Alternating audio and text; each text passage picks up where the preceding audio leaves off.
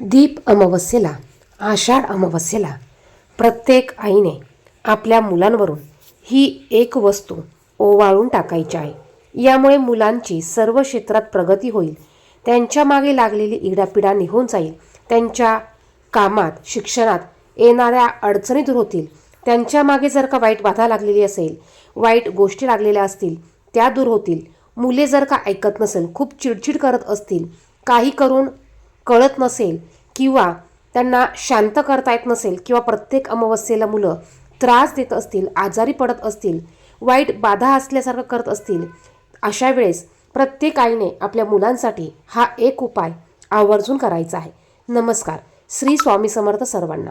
तुमच्या सर्वांचं पुन्हा एकदा आपल्या या यूट्यूब चॅनेलवर खूप खूप हार्दिक स्वागत आहे.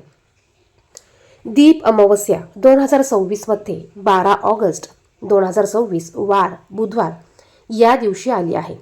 श्रावण महिना हा हिंदू धर्मामध्ये अतिशय पवित्र आणि धार्मिकदृष्ट्या महत्त्वाचा मानला जातो.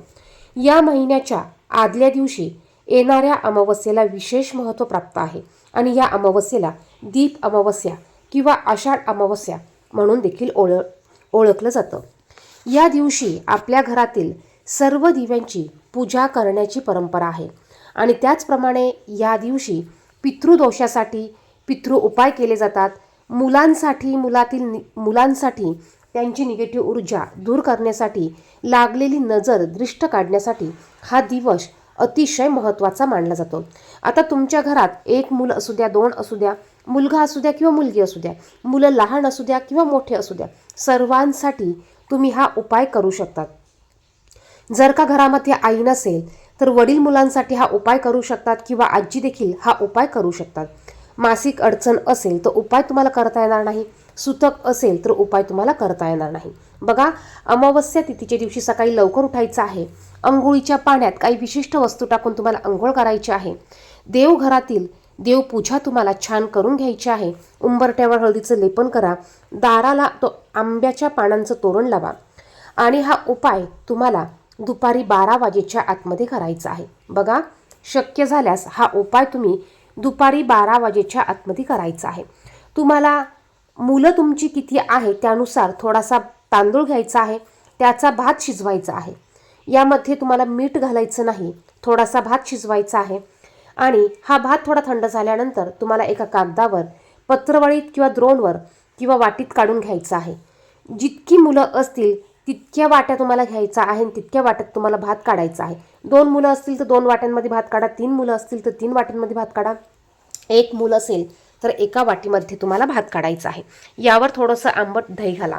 आता मुलांना पूर्व पश्चिम तोंड करून बसवायचं आहे. बसवताना तोंड पूर्व किंवा पश्चिमेलाच आलं पाहिजे.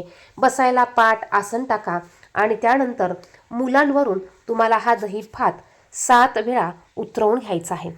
उतरवत असताना आपली श्रद्धा, आपले भाव, आपलं मन हे शुद्ध असावं, पवित्र असावं. कुठलेही वाईट विचार, वाईट गोष्टी किंवा इतर गोष्टी आपल्या मनात नसाव्यात. उतरवत असताना आपल्याला कोणी डिस्टर्ब करणार नाही, मध्ये मध्ये टोचणार नाही, याची काळजी घ्यायची आहे. कारण ज्यावेळेस आपण काही उपाय करतो त्यावेळेस फक्त आपलं लक्ष त्या उपायांवर आणि त्यातून प्राप्त होणाऱ्या पॉझिटिव्ह एनर्जीवर असलं पाहिजे. आता 7 वेळा उतरवत असताना आपल्या भावना चांगल्या पाहिजे. आपल्या मुलांच्या मागे ज्या गोष्टी असतील त्या गोष्टी आपल्याला मनातल्या मनात म्हणायच्या आहे. माझ्या मुलाला कोणाची दृष्ट लागली असेल तर ज्याची असेल त्याच्यापाशी निघून जाऊ दे. माझ्या मुलाकडं ह्या गोष्टींची काही गरज नाही आहे. ज्यांनी पाठवलं त्याच्याकडे जाऊ दे. माझ्या मुलाच्या मागे इडापिडा लागली असेल तर ती निघून जाऊ दे. माझ्या मुलाला काही वाईट बाधा झाली असेल तर ती निघून जाऊ दे. माझ्या मुलाला उत्तम आरोग्य लाभू दे. माझ्या मुलाची प्रत्येक क्षेत्रात, प्रत्येक कार्यात त्याला यश प्राप्त होऊ दे. माझ्या मुलांना वाईट बाधेपासून दूर ठेव. माझ्या मुलांना जर का वाईट बाधा लागली असेल, कोणाची दृष्ट लागली असेल, कुठली वाईट बाधा घरात आलेली असेल तर ती घराच्या बाहेर निघून जाऊ दे. तुम्हाला असं म्हणायचं आहे आणि त्यानंतर हा दही भात घेऊन तुम्हाला घराच्या बाहेर जायचं. जाताना मागे वळून बघायचं नाही. जाताना सरळ जायचं. एखाद्या मोकळ्या ठिकाणी, एखाद्या मोठ्या झाडाखाली तुम्हाला हा भात ठेवून यायचा आहे. 2 मुलं असतील तर दोन्ही वाट्यातील भात एकत्र कागदावर घ्या आणि मग तो घेऊन तुम्ही बाहेर नेऊन टाकायचा आहे. जाताना कोणाशी बोलू नका, येताना कोणाशी बोलू नका. येताना पुन्हा फिरून मागे बघायचं नाही असं तुम्ही केलं तर ती वाईट बाधा आणि नकारात्मक ऊर्जा पुन्हा तुमच्याबरोबर तुमच्या घरात प्रवेश करणार आहे. आल्यानंतर घराच्या बाहेर अगोदर हातपाय धुवून घ्या आणि मग तुम्हाला घरात यायचं आहे. बघा, हा दही भात तुम्हाला कोणाच्याही घराच्या पुढे, कुठल्याही जिथे मुलं खेळतात, जिथे लोक वावरतात अशा ठिकाणी ठेवायचा नाही. थोडंसं आउटसाईडला ठेवा, जेणेकरून तो भात कोणी ओलांडणार नाही, कोणी घेणार नाही अशा ठिकाणी ठेवा. पशु पक्षी असतील ते खातील अशा ठिकाणी तुम्ही हा भात ठेवला तरी चालणार आहे. माहिती अत्यंत महत्त्वपूर्ण आहे. उपाय अतिशय प्रभावी आहे. प्रत्येक अमावस्येला तुम्ही हा उपाय करू शकतात.